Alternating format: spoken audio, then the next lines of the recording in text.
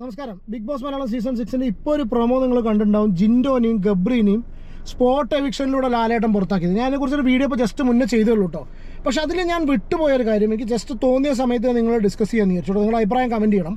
അതായത് ഇപ്പോൾ നമ്മൾ കണ്ടത്, ഞാൻ ആ വീഡിയോയിലും പറഞ്ഞിരുന്നു, മെയിൻ ഡോറിലൂടെയാണ് ഇവർ പോകുന്നത്. പോകാനുണ്ടായ റീസൺ എന്ന് പറഞ്ഞു കഴിഞ്ഞാൽ അസഭ്യ വാക്കുകൾ പറഞ്ഞു എന്നുള്ളതാണ്. അസഭ്യ വാക്കുകളൊക്കെ ഒരുപാട് പേര് ഇതിലേറെ കൂടുതൽ പറയുന്നില്ലേ. ഇപ്പോൾ ജാൻമണിയുടെ കേസ് എടുക്കുകയാണെന്നുണ്ടെങ്കിൽ എത്രത്തോളം ഗുരുതരമായിട്ടാണ് അവരുടെ സംസാരവും കാര്യങ്ങളും ഉണ്ടായിട്ടുള്ളത്. വളരെ ടോക്സിക്കായിട്ട് സംസാരിക്കുക, പ്രാഗുക, ഒരു എന്താ പറയുക, ഒരാൾക്കും വില കൊടുക്കാത്ത രീതിയിൽ സംസാരിക്കുക, അതുപോലെ പല സംഭവങ്ങളും ഉണ്ടായിട്ടുണ്ട്. അല്ലാത്ത ഒരു ഭയങ്കരമായിട്ടുള്ള ഒരു അസഭ്യ വാക്കുകൾ ഉണ്ടായോ എന്നുള്ളത് അറിയില്ല. പുറത്താക്കാൻ വേണ്ടിയിട്ടുള്ളൊരു അസഭ്യ വാക്കുകൾ നമുക്കറിയില്ല സംഭവം. ഇതാണ് റീസൺ അവർ പറഞ്ഞിട്ടുള്ളത്. ഇനി റീസൺ കഴിഞ്ഞതിന് ശേഷം ഇവരെ പുറത്താക്കുന്നത് മെയിൻ ഡോറിലൂടെയാണ്. അപ്പോൾ ഞാൻ കഴിഞ്ഞ വീഡിയോയിലും പറഞ്ഞിരുന്നു, മെയിൻ ഡോറിലൂടെ പുറത്താക്കുന്ന സമയത്ത് സ്വാഭാവികമായിട്ടും തിരിച്ചു വരാൻ ചാൻസ് ഇല്ല. സീക്രട്ട് റൂമിൻ്റെ ഒരു ചാൻസ് റൂൾ ഔട്ട് ചെയ്ത് കളയാം എന്നുള്ളത് പറഞ്ഞു. ഒരു ചെറിയ പോസിബിലിറ്റി എന്ന് വെച്ചാൽ, ഈ മെയിൻ ഡോർ കൂടെ അല്ലാതെ വേറെ ഏതെങ്കിലും ഡോർ കൂടി പുറത്താക്കി കഴിഞ്ഞാൽ നമ്മൾ ചിന്തിക്കുന്ന പോലെ അതിൻ്റെ ഉള്ളിലുള്ള ആൾക്കാർക്കും സ്വാഭാവികമായിട്ട് ചിന്തിക്കാം അല്ലേ. അതിൻ്റെ ഉള്ളിലുള്ള ആൾക്കാരും ചിന്തിക്കും സ്വാഭാവികമായിട്ട്. അവർ ചിന്തിക്കും അത് മെയിൻ ഡോറല്ല മറ്റേ ഡോറാണ്, അപ്പോൾ സീക്രട്ട് റൂം എന്നുള്ളൊരു പോസിബിലിറ്റി അവർ റൂൾ ഔട്ട് ചെയ്ത് കളയും. പറയാൻ പറ്റില്ല. നമ്മളിവിടെ നിന്ന് ചിന്തിക്കുന്ന സിറ്റുവേഷനിൽ അവിടെ ഉള്ളവരും ചിന്തിക്കും. ഇനി കടക്കുന്നുണ്ടെങ്കിൽ ജിൻഡോൻ്റെ കേസ് നമുക്കറിയില്ല. ജിൻഡോനെ ഒരുമിച്ച് പുറത്താക്കിയതാണോ, ഒരു പുറത്താക്കുന്ന സെൻസ്, ഇനി സീക്രട്ട് റൂം എന്നുള്ള പോസിബിലിറ്റി ആണെന്നുണ്ടെങ്കിൽ ജിൻഡോനെ പുറത്താക്കുന്ന കാരണം ഗബ്രി ആയിരിക്കാം. എന്താ ഗബ്രി എന്നുള്ളത് ഞാൻ എൻ്റെ ഒരു തോട്ട് പറയാം. അവിടെ ഭയങ്കരമായിട്ട് നടക്കുന്നൊരു സംഭവമാണ് ജബ്രി കോംബോ, ജാസ്മിനും ഗബ്രിയും തമ്മിലുള്ള കോംബോ. ഒന്നത്. പിന്നെ രണ്ടാമത്തെ കേസ്, ഈ വൈൽഡ് കാർഡ്സ് അതിനുള്ളിൽ നിന്ന് കയറുന്ന സമയത്ത് ഞാൻ കഴിഞ്ഞ വീഡിയോയിൽ പറഞ്ഞിരുന്നു ടാർഗറ്റ് ചെയ്യാവുന്നത് ഇവരാണ്. അപ്പോൾ ഇവരെ അവിടെ നിന്ന് മാറ്റുന്നതോടുകൂടി വൈൽഡ് കാർഡ്സിന് സ്വാഭാവികമായിട്ടും വൈൽഡ് കാർഡ്സ് എന്താ ചെയ്യേണ്ടതെന്നുള്ളൊരു സിറ്റുവേഷനിലായി പോകും. കാരണം മാറ്റിപ്പിടിച്ചാലോ എന്ന സീസണിൽ ഒരു പക്ഷേ ചിലപ്പോൾ അവർക്ക് അതിനുള്ളിൽ ചെന്ന് കയറുന്ന ആ ഗെയിം പ്ലാനിന് വിരുദ്ധമായിട്ടായിരിക്കാം അതിൻ്റെ ഉള്ളിൽ ചെന്ന് കാണുന്നത്. കാരണം ഇതുവരെ അവർ പുറത്തുനിന്ന് കണ്ട സിറ്റുവേഷൻ ആയിരിക്കില്ല അതിൻ്റെ ഉള്ളിൽ ചെല്ലുന്ന സമയത്ത്. ഇതൊരു പോസിബിലിറ്റി. ഓക്കെ. പിന്നെ രണ്ടാമത്തെ കേസ്, ഇപ്പോൾ ജാസ്മിൻ ഗബ്രി കോംബോ നല്ല രീതിയിൽ മുന്നോട്ട് കൊണ്ടുപോയിരിക്കുന്നു. ഇവിടുന്ന് ഗബ്രീനെ മാറ്റുന്നു, സീക്രട്ട് റൂമിലേക്ക് മാറ്റുന്നു.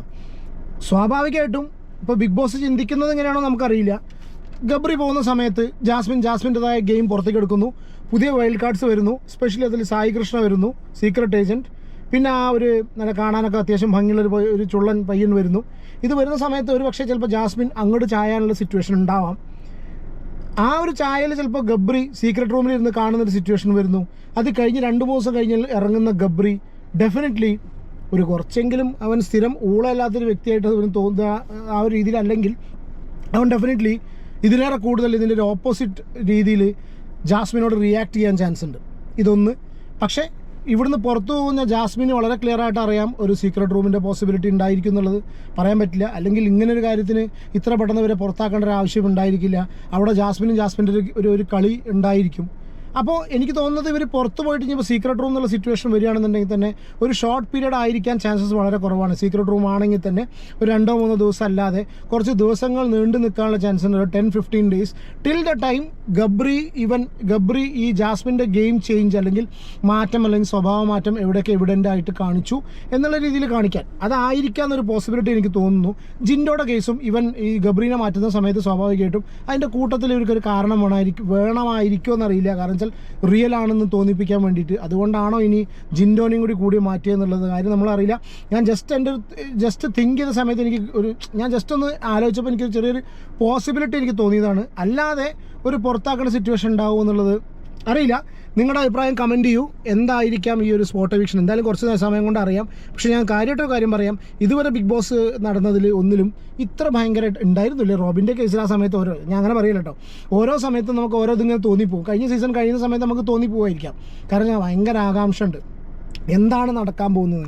എന്നുവെച്ചാൽ ഇന്നും നാളെ ആയിട്ടുള്ള ദിവസങ്ങൾ ബിഗ് ബോസ് മലയാളം സീസൺ 6 ഇതുവരെയുള്ള നാൾ വഴികളിൽ ഭയങ്കര നിർണായകമാണ്. നിങ്ങളുടെ അഭിപ്രായം കമൻറ്റ് ചെയ്യും.